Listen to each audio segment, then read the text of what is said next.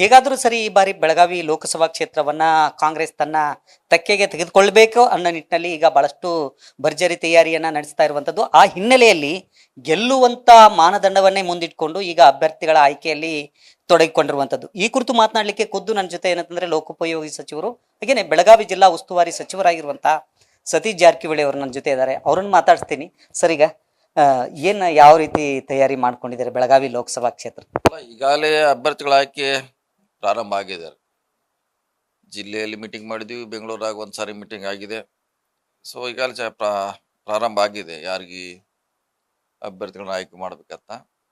So ಅಂತಿಮವಾಗಿ high command ನಿರ್ಧಾರ ಮಾಡಬೇಕು. ನಮ್ಮ ಕಡೆಯಿಂದ ನಾವು ಯಾರ ಹೆಸರು ಕೊಡಬೇಕು ಈಗಾಗಲೇ ಕೊಟ್ಟಿದ್ದೀವಿ ಎರಡು ಪಾರ್ಲಿಮೆಂಟ್ಗೆ. ಸೊ ಅಂತಿಮವಾಗಿ ಏನಿದ್ರು ಇನ್ನು ಡೆಲ್ಲಿ ಬೆಂಗಳೂರಲ್ಲಿ ನಿರ್ಣಯ ಆಗ್ಬೇಕಷ್ಟೇ. ಒಂದು ವಿಚಾರ ಬಹಳಷ್ಟು ಸೋಷಿಯಲ್ ಮೀಡಿಯಾಗಳಲ್ಲಿ ಚರ್ಚೆ ಆಗ್ತಾ ಇರುವಂತದ್ದು, ಸತೀಶ್ ಜಾರಕಿಹೊಳಿ ಅವರಿಗೆ ನಿಲ್ಲಬೇಕು ಅಂತೇಳಿ ಹೈಕಮಾಂಡ್ ಒತ್ತಡ ಹೇರ್ತಾ ಇದೆ ಅನ್ನೋ ಒಂದು ಚರ್ಚೆ ನಡೀತಾ ಇದೆ. ಅದು ನಿಜಾನಾ? ಇಲ್ಲ, ಹೈಕಮಾಂಡ್ ಎಲ್ಲ ರಾಜಕೀಯ ಅಂದ್ರೆ ವಿರೋಧ ಪರ ಇದ್ದೇ ಇರ್ತೈತೆ. ಎಲ್ಲೋ ಒಂದ್ಸಲ ಗಾಳಿ ಸುದ್ದಿ ಎಬ್ಸ್ತಾರ, ನಮಗೆ ಬೇಡದವ್ರು ಇದ್ದೇ ಇರ್ತಾರೆ ನಮ್ಮ ಪಕ್ಷದಲ್ಲಿ.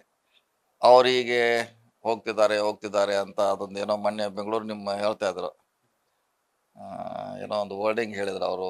ಈ ಪೇಪರ್ನಲ್ಲಿ ಬರೆಸ್ತಾರಲ್ಲ, ಸುದ್ದಿ ರವಾನೆ ಮಾಡ್ತಾರೆ ಅಂತ ಒಂದು ಹೊಸ ಸುದ್ದಿ ರವಾನೆ. ಹಂಗೆ ಇದು ಸುದ್ದಿ ರವಾನೆ ಅಂದ್ರೆ ನೇರವಾಗಿ ಹೇಳದೆ ಈ ಮುಖಾಂತರ ಮಾಡ್ಲಿಕ್ಕೆ ಪ್ರಯತ್ನ ಮಾಡ್ತಾರೆ.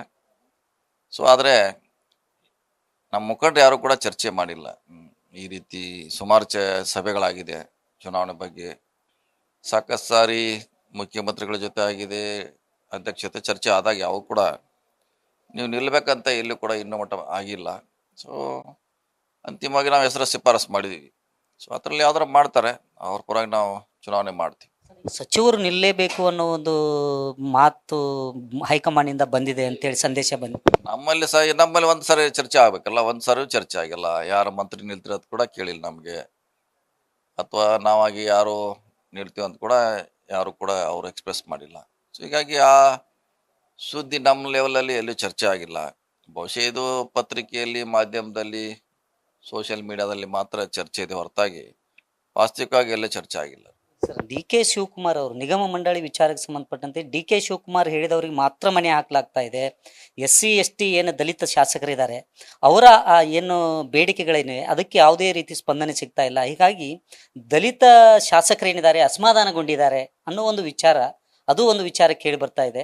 ಹಾಗಿದ್ರೆ ತಾವು ಏನಾದರೂ ಈ ವಿಚಾರಕ್ಕೆ ಸಂಬಂಧಪಟ್ಟಂತೆ ಅಸಮಾಧಾನ ಇದ್ದೀರಾ ಅಂತ? ಇಲ್ಲ, ಸಾಕಷ್ಟು ಸಾರಿ ಚರ್ಚೆ ಮಾಡಿದ್ವಿ. ನಮ್ಮ ಮನೆಯಲ್ಲಿ ಚರ್ಚೆ ಆಯ್ತು. ಆ ಸಂದರ್ಭದಲ್ಲಿ ಇದು ಯಾವುದು ಕೂಡ ಚರ್ಚೆ ಆಗಿಲ್ಲ ರೀ. ನಮ್ಮಲ್ಲಿ ಕೂಡ 4-5 ಸಭೆ ಮಾಡಿದ್ದೀವಿ, ಬೇರೆ ಬೇರೆ ರಾಜಕೀಯ ಸಭೆಗಳನ್ನು ಮಾಡಿದ್ದೀವಿ, ಲೋಕಸಭೆ ಸಂಬಂಧಪಟ್ಟಂತೆ ಮಾಡಿದ್ದೀವಿ, ಪಕ್ಷದ ಸಂಘಟನೆ ಬಗ್ಗೆ ಸಾಕಷ್ಟು ಚರ್ಚೆ ಮಾಡಿದ್ವಿ. ಆದ್ರೆ ಈ ಪಟ್ಟಿ ಬಗ್ಗೆ ಅಂತಿಮವಾಗಿ ಚರ್ಚೆ ಯಾವುದೂ ಆಗಿಲ್ಲ. ಆದರೆ ಅದು CM ಅವರು, DCM ಅವರು ತೂಗು ಅಳದು ಮಾಡುವಂಥ ಜವಾಬ್ದಾರಿ ಅವ್ರ ಮೇಲಿದೆ, ಅವ್ರು ಮಾಡ್ಬೇಕಷ್ಟೇ. ಸರ್, ಈಗ ಲಕ್ಷ್ಮಣ್ ಸವದಿ ಅವರು ಸರ್ ವಿಚಾರಕ್ಕೆ ಸಂಬಂಧಪಟ್ಟಂತೆ ಬೆಳಗಾವಿ ಜಿಲ್ಲೆಯವರು ಏನಾದರೂ BJPಗೆ ಹೋಗ್ತಾರೆ ಅನ್ನೋ ಒಂದು ಚರ್ಚೆ ಇದೆ, ಅದು ತಮ್ಮ? ಇಲ್ಲ, ಚರ್ಚೆ ನಮ್ದು ಹೆಂಗು ಲೋಕಸಭೆಗೆ ನಿಲ್ತೀವಿ ಅನ್ನೋ ಚರ್ಚೆ ಅದು ಹಾಗೆ. ಅವರು 10 ಸಲ ಹೇಳಿದ್ದಾರೆ ನಾವು ಹೋಗೋಲ್ಲ ಅಂತ. ಮತ್ತೆ ಅದಕ್ಕಿಂತ ಹೆಚ್ಚು ಹೇಳಲಿಕ್ಕೆ ಆಗೋಲ್ಲ. ನಮ್ಮನ್ನು ಈಗಾಗಲೇ ಲೋಕಸಭೆಗೆ ಅಂತ ಹೇಳ್ತಾ ಇದ್ದಾರೆ. ನಾವು ಸ್ಪಷ್ಟಪಡಿಸಿದ್ವಿ ಸಾಕಷ್ಟು ಸಾರಿ. ಅದು ಚರ್ಚೆ ವಾಪು ಅಷ್ಟೇ. ಈ ಸಲ ಎರಡು ಚಿಕ್ಕೋಡಿ ಮತ್ತು ಬೆಳಗಾವಿ ಲೋಕಸಭಾ ಎರಡೂ ಗೆಲ್ಲೇಬೇಕು ಅನ್ನೋ ತಂತ್ರಗಾರಿಕೆ ನಡೀತಾ ಇದೆ ಸರ್ ಕಾಂಗ್ರೆಸ್. ಸುಮಾರು ದಿವಸದಿಂದ ನಡೀತಾ ಇದೆ, ಗೆಲ್ಲಿಸಲೇಬೇಕು. ಈಗ ಅಧಿಕಾರದಲ್ಲಿ ಇದ್ದೀವಿ, ಸಾಕಷ್ಟು ಒಳ್ಳೆಯ ಕಾರ್ಯಕ್ರಮ ಕೊಟ್ಟಿದ್ದೀವಿ, ಗೆಲ್ಲಬೇಕು ಅನ್ನೋದು ಸ್ವಾಭಾವಿಕವಾಗಿ ನಮ್ಮ ಪಕ್ಷದ ಅದು ಚಿಂತನೆ ಇರೋದು. ಇದಿಷ್ಟು ಏನಂತಂದ್ರೆ ಬೆಳಗಾವಿ ಲೋಕಸಭಾ ಕ್ಷೇತ್ರಕ್ಕೆ ಸಂಬಂಧಪಟ್ಟಂತೆ ಅಪ್ಡೇಟ್ ಆಗಿರುವಂತದ್ದು. ಕ್ಯಾಮ್ರಾಮನ್ ಜೊತೆ Srikanth Kukkaddi, news first Belagavi. News first ನಿರ್ಭೀತಿಯಿಂದ ನಿಮ್ಮ ಪರವಾಗಿ.